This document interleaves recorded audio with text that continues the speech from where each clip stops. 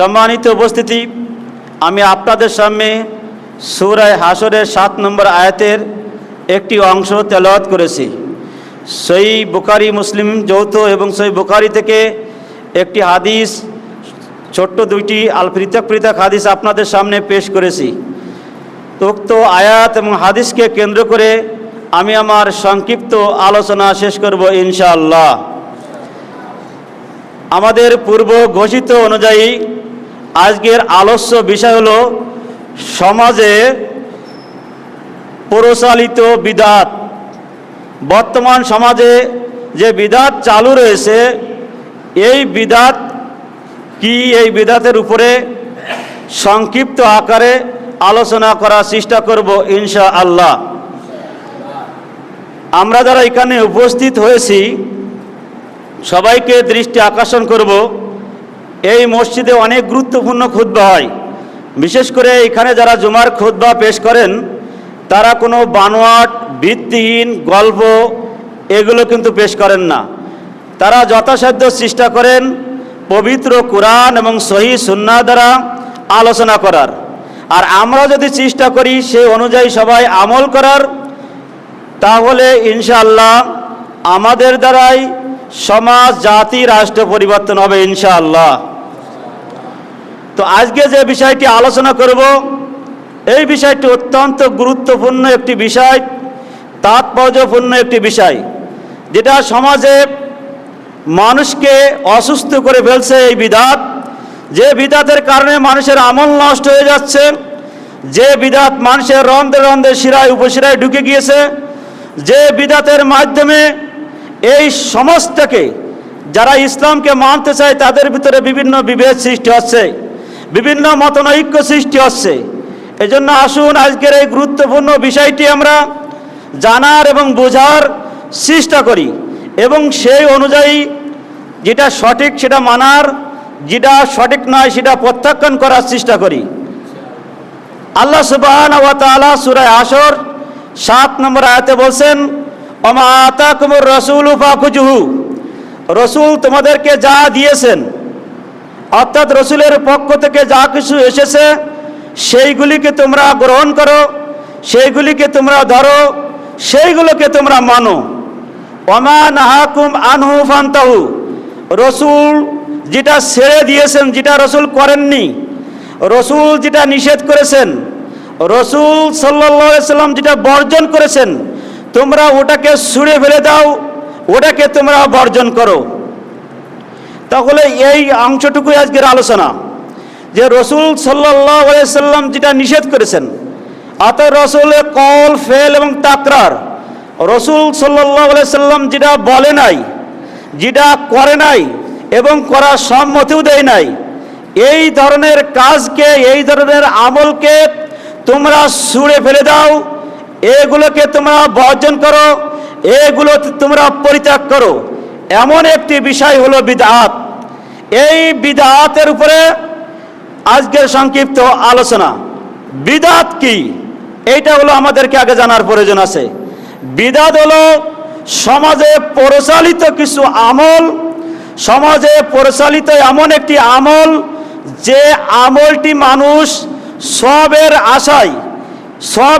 আশায় শরীয়ত মনে করে করে, যে আমলটি সমাজে মানুষ সবের আশায়, অর্থাৎ আশা করে যে এই আমলটি করলে আমি সওয়াব পাবো, এটা শরীয়ত মনে করে করে, অথচ সেটা শরীয়তে নাই, অথচ সেটা কিসে নাই, শরীয়তে নাই। ওই আমলটি হলো কি, বিদআত। ওই আমলটি হলো বিদআত, নব্য সৃষ্টি, নতুন সৃষ্টি, যেটা রসুল সাল্লাল্লাহু আলাইহি সাল্লামের যুগে ছিল না, যেটা সাহাবীদের যুগে ছিল না, যেটা তাবিঈদের যুগে ছিল না, যেটা তাবিঈনদের যুগে ছিল না। পরবর্তীতে বিভিন্ন আলেম ওলামা, বিভিন্ন ব্যক্তি তাদের নিজেদের স্বার্থ হাসিলের জন্য সমাজে এই বিদআত চালু করেছে, অথচ রসুল সাল্লাল্লাহু আলাইহি সাল্লামের যুগে, তা সাহাবীদের যুগে এই ধরনের বিদআত চালু ছিল না। এটা পরবর্তীতে হয়েছে। মানুষ এটাকে আমল হিসেবে গ্রহণ করেছে, এটাকে নেকির কাজ হিসেবে গ্রহণ করেছে, এটা সওয়াবের মাধ্যম হিসেবে গ্রহণ করেছে, কিন্তু এটা শরীয়তে নাই, এটা কিন্তু শরীয়তে নাই। আসুন সম্মানিত উপস্থিতি, সমাজে বর্তমান যে বিদআতগুলো এর উপরে আজকের আলোচনা। প্রথমে ঈদে মিলাদুন নবী আমাদের সমাজে পালন করা হয়, হয় কি না? রাসূল সাল্লাল্লাহু আলাইহি সাল্লামের জন্মদিন, মৃত্যুদিন এইগুলো আমাদের সমাজে পালন করা হয়। রাসূল সাল্লাল্লাহু আলাইহি সাল্লাম ইন্তেকাল করলেন 10ম হিজরির শেষের দিকে, অর্থাৎ 11 হিজরি। রাসূল সাল্লাল্লাহু আলাইহি সাল্লামের ইন্তেকালের পরে খলিফা হযরত আবু বকর হলেন, তারপরে খলিফা হলেন হযরত ওমর ফারুক, তারপরে খলিফা হলেন হযরত উসমান গনি, তারপরে হলেন হযরত আলী রাদিয়াল্লাহু তাআলা আনহু। তো ইনারা খলিফা হলেন। 4 খলিফার এই যে আমলে রাসূল সাল্লাল্লাহু আলাইহি সাল্লামের কোনো জন্মদিন, কোনো মৃত্যু দিবস পালন হয়েছে কি? হয়েছে? তাহলে আমাদের থেকে খলিফারা কি কম বুঝতেন? আমাদের থেকে সাহাবারা কি কম বুঝতেন? যারা সরাসরি রাসূল সাল্লাল্লাহু আলাইহি সাল্লামের সহচর্য ছিলেন, রাসূল সাল্লাল্লাহু আলাইহি সাল্লামের সাথে উঠা বসা করেছেন, রাসূল সাল্লাল্লাহু আলাইহি সাল্লামের সাথে চলাফেরা করেছেন, সেই সকল সাহাবীরা তারা কি আমাদের থেকে কম বুঝতেন?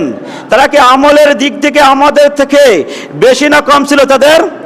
অথচ রাসূল সাল্লাল্লাহু আলাইহি সাল্লামের মৃত্যুর পরে তারা ঈদে মিলাদুন নবী পালন করলেন না। রাসূল সাল্লাল্লাহু আলাইহি সাল্লামকে নিয়ে তারা এই ধরনের কোনো আমল তারা সমাজে প্রচলন করলেন না। অথচ আজকের সমাজে এইগুলো প্রচলন রয়েছে। এবং এই মিষ্টি বিদআত বোঝেন, এই বিদআত কিন্তু অত্যন্ত মিষ্টি। এটা কিন্তু অত্যন্ত একটা সুন্দর দেখতে, যে সবাই মিলে এক জায়গা হয়ে এত সুন্দর একটা পরিবেশ করে এখানে খাওয়া দাওয়া হচ্ছে, এখানে মিষ্টি বিতরণ করা হচ্ছে, এত সুন্দর একটা পরিবেশ, এর থেকে পরিবেশ হয় না। অথচ এটার নাম কি? বিদআত। অথচ এটার নাম বিদআত। আমাদের সমাজে আরেক শ্রেণীর লোক আছে যারা নিজেরা পালন করে না, কিন্তু এই মিষ্টি বিদআত যদি কেউ পালন করে সেখানে উপস্থিত হয়ে এবং সেখানে মিষ্টি নিয়ে খাওয়া দাওয়াও করে, আছে কি না? আছে। এরপর আসেন, এটা তো সম্পূর্ণ বিদআত। ঈদে মিলাদুন নবী করা এটা সম্পূর্ণ নাজায়েজ, এটা শরীয়ত সম্মত নয়। রাসূল সাল্লাল্লাহু আলাইহি সাল্লামের সাহাবীদের থেকে আমরা তো বেশি বুঝি না, আমরা বেশি বুঝি না। এরপর আসুন, কিয়াম করা, নীরবতা পালন করা। দেখবেন বাংলাদেশের জাতীয় সংসদ, যেখান থেকে বাংলাদেশের 18 কোটি মানুষের ওখান থেকে রায় আসে, 18 কোটি মানুষের সিদ্ধান্ত আসে জাতীয় সংসদ থেকে। সেখানে অমুকের মৃত্যুতে সবাই দাঁড়িয়ে 1 মিনিট নীরবতা পালন করা হোক, বলে না? অনেক সমাবেশে দেখেছি যে অমুক নেতা মারা গেছে, অমুক নেত্রী মারা গেছে, দাঁড়িয়ে 1 মিনিট নীরবতা পালন করা হোক। এটা সমাজে আছে না নাই? অথচ এটা সম্পূর্ণ বিদআত। রাসূল সাল্লাল্লাহু আলাইহি সাল্লাম কোন মজলিসে এসেছেন আর সাহাবীগণ উঠে দাঁড়িয়ে রাসূলের সম্মান করেছে, এই মর্মে একটি হাদিস কি আছে? এই মর্মে একটি হাদিস আছে। আপনি বলেন রাসূলের সম্মান বেশি না আপনার আমার নেতার সম্মান বেশি? রাসূলের সম্মান বেশি। সেই রাসূল সাল্লাল্লাহু আলাইহি সাল্লাম যখন কোনো মজলিসে উপস্থিত হতেন, তখন কি তাকে দেখে সাহাবীরা দাঁড়িয়ে যেতেন না? আজকে আমাদের শিক্ষা প্রতিষ্ঠান, সেটা বিশ্ববিদ্যালয় হোক, সেটা কলেজ হোক, সেটা হলো আপনার হাই স্কুল হোক, সেটা হলো আলিয়া মাদ্রাসা হোক, যেখানেই যে প্রতিষ্ঠান হোক না কেন, সেই প্রতিষ্ঠানগুলোতে কি হয়? এই শিক্ষক ক্লাসে প্রবেশ করে। শিক্ষক যখন প্রবেশ করে তখন ছাত্ররা কি করে? উঠিয়ে দেয়। একমাত্র আমাদের সহিহ সুন্নাহ শিক্ষা প্রতিষ্ঠানগুলো হলো ভিন্ন। আর এই ধরনের যেগুলো সরকার পরিচালিত যে প্রতিষ্ঠানগুলো, এ বাদেও যেগুলো ব্যক্তিগত প্রতিষ্ঠান রয়েছে, যেগুলো মনে করেন এই যে কিন্ডার গার্ডেনগুলো রয়েছে, বিভিন্ন বেসরকারি বিশ্ববিদ্যালয় রয়েছে, কলেজ রয়েছে, মাদ্রাসা রয়েছে, সেগুলো যে শিক্ষক যখন ক্লাসে প্রবেশ করে, ছাত্র দেখা গেল 20 জন কি 30 জন, 40 জন, 50 জন, সবাই একজন শিক্ষকের সম্মানে দাঁড়িয়ে যায়। কিন্তু এটা করা যাবে না। এটার নাম কি? বিদআত। আল্লাহ রাসূল সাল্লাল্লাহু আলাইহি সাল্লাম যখন আসতেন তখন কিন্তু সাহাবীরা দাঁড়াতেন না, অথবা সাহাবীরা যখন কোথাও গিয়েছে বা খলিফারা গিয়েছে, তখন অন্য যারা ছিল ওই মজলিসে তারা কি দাঁড়িয়ে গেছেন? আপনারা সম্প্রতি একটি খবর আপনারা ফেসবুকে পেয়েছেন, ইউটিউবে পেয়েছেন, গুগলে চার্জ দিলে পাবেন। মাননীয় প্রধানমন্ত্রী তারেক রহমান, তারেক জিয়া যখন তিনি একটি প্রোগ্রামে আলেম ওলামাদেরকে দাওয়াত দিলেন, সেখানে শেখ আহমদুল্লাহ ছিল, সেখানে শেখ আব্দুর রাজ্জাক বিন ইউসুফ ছিল। আপনারা এই ভিডিও কি দেখেছেন? এই ভিডিও দেখেছেন? অনেক বড় বড় আলেম ওলামা সেখানে উপস্থিত ছিল। তার অন্যতম একজন ছিল হলো বাংলাদেশের কিংবদন্তি, বাংলাদেশের বাঘ, সহিহ হাদিসের যিনি দৃষ্টান্ত স্থাপন করেছে, যিনি আজও পর্যন্ত কারোর কাছে মাথা নত করেন নাই, করেছে? মাথা নত করেন নাই। শেখ আব্দুর রাজ্জাক বিন ইউসুফ যখন তারেক যে প্রধানমন্ত্রী আসলেন, উনি কিন্তু দাঁড়াননি। অনেক আলেম ওলামা, বাংলাদেশের অনেক আলেম ওলামা দাঁড়িয়ে তাকে সম্মান করেছে। একমাত্র শেখ আব্দুর রাজ্জাক বিন ইউসুফ তিনি দেখিয়ে দিয়েছেন জাতিকে, চোখে আঙ্গুল দিয়ে দেখিয়ে দিয়েছেন যে এই বিদাত আব্দুর রাজ্জাক বিন ইউসুফ এই বিদাতের সাথে কখনো আপোষ হয় নাই, আর হবেও না। তিনি প্রধানমন্ত্রীর মাথায় হাত বুলিয়ে তিনি বরকতের দোয়া করলেন, তিনি রাষ্ট্র পরিচালনার জন্য তার জন্য দোয়া করলেন, কিন্তু প্রধানমন্ত্রীকে দেখে কিন্তু তিনি দাঁড়িয়ে সম্মান দেয়নি। কারণ এটা হলো কি, এটা কি দাঁড়িয়ে সম্মান দেওয়া কি? বিদাত। তাহলে একজন প্রধানমন্ত্রী আর আমার এলাকার যদি একজন চেয়ারম্যান আসে, যদি আমরা কেউ না দাঁড়াই, তাহলে পরের দিন দেখবেন আপনার বিরুদ্ধে অ্যাকশন শুরু হয়ে যাবে, যাবে না? অথচ প্রধানমন্ত্রী তিনি কিন্তু এখানে এই বিষয় নিয়ে কোনো মন্তব্যই করে নাই, করেছে? কোনো মন্তব্য করে নাই। মন্তব্য করেছে আপনার আমার মতন সলিমউদ্দিন আর কলিমউদ্দিন। এরা তো বোঝে না, এরাই হলো মন্তব্য করেছে যে প্রধানমন্ত্রী গেল, আব্দুর রাজ্জাক বিন ইউসুফ দাঁড়ালো না, তার সম্মান দিল না। দাঁড়ানোর নাম কি সম্মান? দাঁড়ানোর নাম হলো বিদাত। বরং তিনি বসে পড়ে প্রধানমন্ত্রীর মাথায় হাত বুলিয়ে দিয়ে এই দেশ পরিচালনা করা, রাষ্ট্র পরিচালনা করার জন্য তিনি তার জন্য দোয়া করলেন, তাকে নসিহত করলেন, তাকে উপদেশ দিলেন একজন শেখ আব্দুর রাজ্জাক বিন ইউসুফ। এটা কি ভালো কাজ করলো না খারাপ কাজ করলো? তাহলে আজকে এই কথাটা মনে রাখবেন, আপনার নেতা আসুক, আপনার নেত্রী আসুক, তার সম্মানে দাঁড়ানো যাবে না, তার সম্মানে নীরবতা পালন করা যাবে না। এটার নাম কি? বিদাত। এরপরে আসুন, সমাজে যে প্রচলিত বিদাত রয়েছে, প্রচলিত দুরুদ, একমাত্র সহিহ সম্মত দুরুদ, সেটার নাম কি? দুরুদে ইব্রাহিম। দুরুদে ইব্রাহিম শেখ সাদি রহমাতুল্লাহ আলাইহি একজন দার্শনিক ছিলেন। তিনি তার শেরের ভিতরে বলেছেন, বালাগালুলা বি কামালিহি কাসাবাদ্দুজা বি জামালিহি হাসানাতু জামিয়া কিসালিহি সাল্লু আলাইহি ওয়া আলিহি। এটা কার লেখা? শেখ সাদি রহমতুল্লাহ আলাইহি। এটা দুরুদ নয়, এটা একটা শের, এটা কবিতা, এটা দুরুদ নয়। অথচ শেখ সাদি রহমতুল্লাহ আলাইহি এর এই বাণী, এর এই কথা, এর এই বাক্য, এর এই শেরকে সমাজে দুরুদ বলে চালানো হচ্ছে, ঠিক কিনা বলেন? কিন্তু এটা কি করা যাবে? একমাত্র আপনি পড়বেন দুরুদে ইব্রাহিম। কি বলবেন? দুরুদে ইব্রাহিম। অথচ আসলে দেখেন, আমাদের সবসময় হলো ওজন আটা অভ্যাস, তাই না? সঠিক পথে আমরা কখনো আটতে জানি না। এখানে দুরুদে ইব্রাহিমকে বাদ দিয়ে আজকের ওয়াজ মাহফিলগুলোতে এইগুলো বলা আছে, আল্লাহুম্মা সাল্লি আলা সাইয়্যিদিনা মাওলানা বলা আছে না? অথচ দুরুদে ইব্রাহিমকে কবর রচনা করে দিচ্ছে, দিয়ে আজকে প্রচলিত যেগুলো বিদাত, যেগুলো রসুল বলে নাই, রসুল সম্মতি দেয় নাই, রসুল করে নাই, সেইগুলো সমাজে প্রচলন রয়েছে। অথচ এটার নাম বিদাত। আমিও আপনিও সেই সাথে তাল দিয়ে অনেকে বলি, শুনতে তো খুব ভালো লাগে, সবাই জানে একসাথে বলে, ভালো লাগে না? কিন্তু এই মিষ্টি বিদাত সমাজে প্রচলন রয়েছে, এই বিদাত থেকে আমাদেরকে বেরিয়ে আসতে হবে। প্রথমে কোরআনের অনুষ্ঠান করা, যার উপরে কোরআন নাজিল হয়েছে নবী মুহাম্মদ সাল্লাল্লাহু আলাইহি সাল্লাম, দীর্ঘ 23 বছরের নবুয়তি জিন্দেগিতে মক্কা এবং মদিনায় যে 23 বছরের নবুয়তি জিন্দেগিতে, এই 23 বছরের মধ্যে রসুল সাল্লাল্লাহু আলাইহি সাল্লামের 63 বছর বয়সে 23 বছরের নবুয়তি জিন্দেগিতে তার উপরে কোরআন নাজিল হয়েছে। মুহাম্মদ সাল্লাল্লাহু আলাইহি সাল্লাম কি কখনো বলেছেন যে অমুক বাড়িতে যে কি অমুক ব্যক্তি মারা গেছে, সেখানে যে তোমরা সবাই যে, হে আমার সাহাবীগণ, তোমরা সবাই যে সেখানে কোরআন খতম করো, সেখানে যে তোমরা সবাই মিলে কোরআন খতম করো, এই কথা কি আল্লাহ রসুল কখনো বলেছে? এই কথা কি খলিফারা বলেছে? এই কথা কি সাহাবীরা বলেছে? এই কথাটা কি তাবিরা বলেছে? এই কথা কি তাবিনরা বলেছে? এই কথা কি ইমাম মুস্তাহিদগণ বলেছে? বলে নাই। এই কথা কি ইমাম আবু হানিফা বলেছে? ইমাম শাফি বলেছে? ইমাম মালিক বলেছে? ইমাম আহমদ ইবনে হাম্বল বলেছে? কেউ বলে নাই। এই কথা বলেছে আমাদের সমাজে কিছু হালুয়া রুটি খাওয়া হুজুর, আমাদের সমাজে কিছু লোক আছে যারা অন্যের তা খাইতে ভালোবাসে, অন্যের বাড়ি পেট পূজারি, অন্যের বাড়িতে এই কোরআন খতম করে খাওয়ার সিলসিলা তৈরি করেছে সমাজের এক শ্রেণীর আলেমরা। কি ঠিক কিনা?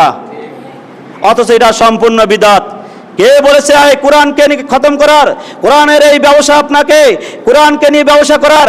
আজকে হেফজখানা ছাত্রদেরকে দিয়ে মানুষের বাড়িতে কোরআন খতম করে আজকে যে খাওয়ার একটা সিলসিলা রয়েছে, খাওয়ানোর একটা সিলসিলা প্রচলন রয়েছে, আজকে হেফজখানা ছাত্রদেরকে নিয়ে তাদেরকে মানুষের বাড়িতে নিয়ে যাওয়া হচ্ছে, মানুষের ঘর নতুন ঘরে উঠছে, সেই ঘরে নিয়ে কোরআন খতম করা হচ্ছে, মানুষ মারা যাচ্ছে, সেখানে যে হেফজখানার ছাত্রদেরকে দিয়ে কোরআন খতম করে সেখানে খাওয়া দাওয়ার ব্যবস্থা করা হচ্ছে। এটা কি শরিয়াতে আছে? এটা হলো সম্পূর্ণ বিদআত। আজকে দেখেন সমাজটা কোন পর্যায়ে চলে গিয়েছে। কোরআনকে নিয়ে, কোরআন কি তামাশার জিনিস? কোরআন কি খেলার জিনিস? কোরআন পড়ার জিনিস? কিন্তু কি সব জায়গায় কি আপনাকে বলেছে যে এইভাবে পড়তে? এটা পড়ার কথা বলা হয় নাই। সালাত আমাদের উপরে ফরজ, কিন্তু ফরজটা কিভাবে আদায় করতে হবে, কোন জায়গায় সালাত আদায় করতে হবে, কোন জায়গায় সালাত আদায় করা যাবে কি যাবে না, এর একটা বিধিবিধান শরিয়াতে আছে না? কোরআন আপনাকে পড়ার কথা বলা হয়েছে, কিন্তু তার অর্থ এই নয় যে আপনি মানুষ মারা গেল আপনি সেখানে যে কোরআন খতম করে আসলেন, মানুষ ঘরে উঠবে সেখানে যে আপনি দলবল নিয়ে কোরআন খতম করে আসলেন, সেখানে একটা খাওয়া দাওয়ার তুমুল ব্যবস্থা করলেন। সুদখোর ঘুষখোর যারা আছে তারা মনে করে কি জানেন, যে মাদ্রাসার হুজুরকে ডেকে, মাদ্রাসার হাফেজকে ডেকে, মাদ্রাসার হেফজখানা ছাত্রদেরকে ডেকে যদি আমি কোরআন খতম করতে পারি তাহলে আমার এই সুদ মাফ হয়ে যাবে, আমার এই ঘুষ খেয়েছি, আমি যে অন্যায় করেছি এ সব মনে আমার মাফ হয়ে যাবে। এরকম একটা ভাবনা সমাজে, এরকম একটা ভাব বর্তমান সমাজে রয়েছে। সম্মানিত উপস্থিতি, এগুলো সম্পূর্ণ বিদআত। আজকে শবে বরাতের নামে আমরা কি করছি, যেটা 448 হিজরিতে এটা ভারতীয় উপমহাদেশে এইটা আমদানি করা হলো, অথচ আল্লাহর রাসূল ইন্তেকাল করলেন 10ম হিজরির শেষের দিকে। আজকে শবে বরাতের নামে আজকে কত কিছু হচ্ছে সমাজে, যেগুলো সমাজে রয়েছে, এগুলো শরীয়ত সম্মত নয়। আল্লামা দেলোয়ার হোসেন সাঈদী সাহেবের বক্তব্য শুনবেন, এদেশের বড় আলেম মিজানুর রহমান আজারি তার বক্তব্য শুনবেন, এদেশের কামাল উদ্দিন জাফরি সাহেবের বক্তব্য শুনবেন, আমি যদি বলি আসাদুল্লাহ গালিব সাহেবের বক্তব্য শুনতে, আমি যদি বলি শহীদুল্লাহ খান মাদানির বক্তব্য শুনতে, আমি যদি বলি আব্দুর রাজ্জাক বিন ইউসুফের বক্তব্য শুনতে, আমি যদি বলি ডক্টর মুজাফফর বিন মুহসিনের বক্তব্য শুনতে, তাহলে অনেকে মনে করবে যে এটা তাদের আকীদার লোক। আর আমি এই জন্য তাদের কথা বলছি না, আমি বলছি মিজানুর রহমান আজারির বক্তব্য শুনতে, আমি বলছি তারেক মনোয়ারের বক্তব্য শুনতে, আমি বলছি এ দেশের বড় বড় যারা আলেম ওলামা রয়েছে, যারা ছিল আল্লামা দেলোয়ার হোসেন সাঈদী সাহেবের বক্তব্য শুনতে, তারা কি বলছে এই শবে বরাতকে নিয়ে, এটা একটু খেয়াল করে শোনার, কান খাড়া করে এই মোবাইলে শোয়ার জন্য চেষ্টা করবেন, তাহলে আপনারা জানতে পারবেন যে সমাজে এই যে শবে বরাতের নামে আমরা যা কিছু করি এটা শরিয়ত সম্মত কিনা। এটা সম্পূর্ণ হলো বিদআত, আর এটা আমরা করছি। আজকে আমরা শবে মিরাজ পালন করছি, যেটা সবে মিরাজ পালন করেছি, অথচ রসুলের ইন্তেকালের পরে কোনো খলিফা পালন করে নাই, কোনো সাহাবী পালন করে নাই, কোনো তাবি পালন করে নাই। আজকে আমরা ভালোবাসা দেখাচ্ছি, আমরা এই সবে মিরাজ পালন করছি, এটার নাম হলো বিদআত। আজকে জন্মদিবস পালন করছি, কে আহলে হাদিস, কে হানাফি, কে শাফি, কে মালিকি, সবাই যার টাকা আছে সে জন্মদিবস, ছেলের জন্মদিবস পালন করছে, মেয়ের জন্মদিবস পালন করছে, যার টাকা নেই সেও চিন্তা করছে যে আমি যদি আমার ছেলের জন্মদিবস পালন করি, আমি যদি আমার মেয়ের জন্মদিবস পালন করি, সমাজ আমাকে বাহবা দেবে, সমাজ আমাকে সম্মান দেবে, সমাজ আমাকে থ্যাংক ইউ দেবে, সমাজ আমাকে নিয়ে গর্ববোধ করবে। আজকে বাংলাদেশে এরকম জন্মদিবস বলেন হাজার হাজার নয়, লক্ষ লক্ষ বাড়িতে এটা পালন হচ্ছে কিনা বলেন? হচ্ছে। আজকে সমাজে এই জন্মদিবস, কেউ হলো ছেলের জন্মদিবস, কেউ মেয়ের জন্মদিবস, কেউ স্ত্রীর জন্মদিবস, কেউ পুতার জন্মদিবস, কেউ পুত্রের জন্মদিবস, কেউ নাতির জন্মদিবস, নাতির জন্মদিবস আজকের সমাজে চালু রয়েছে। কেউ নেতার জন্মদিবস, কেউ নেত্রীর জন্মদিবস আজকের সমাজে পালন হচ্ছে। অথচ এই জন্মদিবস বাংলাদেশের কত দিবস নেবেন? 365 দিন যদি হিসাব করেন তাহলে 300 দিনের বেশি হচ্ছে শুধু বাংলাদেশের দিবস পালন হয়। দিবস পালন হয়। কি অবস্থা! অথচ এই দিবস পালন করা শরীয়তে কোনো প্রকার জায়েজ নাই। জন্ম দিবস, মৃত্যু দিবস কোনোটাই জায়েজ নাই। আছে আজকে বাংলাদেশে বিবাহ বার্ষিকী দিবস পালন হচ্ছে, আজকে কারাবরণ দিবস পালন হচ্ছে, কারা মুক্তি দিবস পালন হচ্ছে। আজকে নেতা নেত্রী কবে মারা গেছে, এখান থেকে 20 বছর 30 বছর 40 বছর আগে মারা গেছে, তারপরেও তার মৃত্যু দিবস পালন হচ্ছে, তারপরেও তার মৃত্যু হয়ে গেছে জন্ম দিবসও পালন হচ্ছে। আছে না এরকম? অথচ এটা সম্পূর্ণ মিষ্টি বিদাত। এই বিদাত সমাজে চালু রয়েছে। আজকে এই জন্ম দিবসের নামে, আজকে এই মৃত্যু দিবসের নামে বাংলাদেশে রাষ্ট্রীয়ভাবে লক্ষ লক্ষ নয় কোটি কোটি টাকা নষ্ট করা হচ্ছে না? অথচ কত ইয়েতিম না খেয়ে রয়েছে, কত মিসকিন না খেয়ে রয়েছে, কত অসহায় না খেয়ে রয়েছে, ভালো একটা কাপড় পরিধান করতে পারে না, ভালো খাবার খেতে পারে না, তাদেরকে আমরা সাহায্য না করে আজকে নেতা নেত্রীর জন্মদিবস মৃত্যু দিবসের নামে বাংলাদেশের কোটি কোটি টাকা অপচয় করা হচ্ছে। আজকে টাকা রয়েছে, নিজের বাড়িতে কেক কিনে হাজার হাজার টাকা দিয়ে কেক কিনে মানুষ দাওয়াত করে খাওয়ানো হচ্ছে, জন্মদিবস পালন করা হচ্ছে, মৃত্যু দিবস পালন করা হচ্ছে। সম্মানিত উপস্থিতি, এটার নাম হলো বিদআত। অনেকে আছে বাবা মারা গেলে, মা মারা গেলে কি দেয়? খানা দেয়। কি দেয়? ওরা খানা দেয়, আর হিন্দুরা দেয় শ্রাদ্ধ। আমরা দিই খানা, আর ওরা দেয় কি? শ্রাদ্ধ। ওরা হলো মা লক্ষ্মী, মা কালী, মা সরস্বতীর কাছে যায়, আর আমরা বাবা খাজা বাবার কাছে যাই, বাবা শাহজালালের কাছে যাই, বাবা শাহপরানের কাছে যাই। ওরা হলো মায়ের দল, মা লক্ষ্মী, মা সরস্বতী, মা মানসা, ওরা হলো সব মায়ের দল। ওরা হলো কি? সব মা দুর্গা, মা সরস্বতী। আর আমরা হলাম বাবা খাজা, বাবা শাহপরান, বাবা শাহজালাল, বাবা শাহ মাকদুম। আমরা হয়ে গেছি বাবার দল। ওরা দেয় হলো শ্রাদ্ধ, আমরা দিই হলো খানা। ওরা দেয় বট গাছের নিচে হলো দুধ কলা, আর আমরা দিই হলো বাবার মাজারে দুধ কলা। তাহলে ওদের সাথে আমাদের পার্থক্য কি হলো বলেন? ওই হিন্দুদের সাথে আমাদের পার্থক্য কি হলো? কোনো পার্থক্য নাই। ওরাও যা করছে আমরাও তাই করছি, একই কাজ আমরা করছি। অথচ সমাজে এই বিদআত আজকে মুসলমানের ভিতরে কেন চালু হবে? জন্মদিবস কেন পালন করবেন?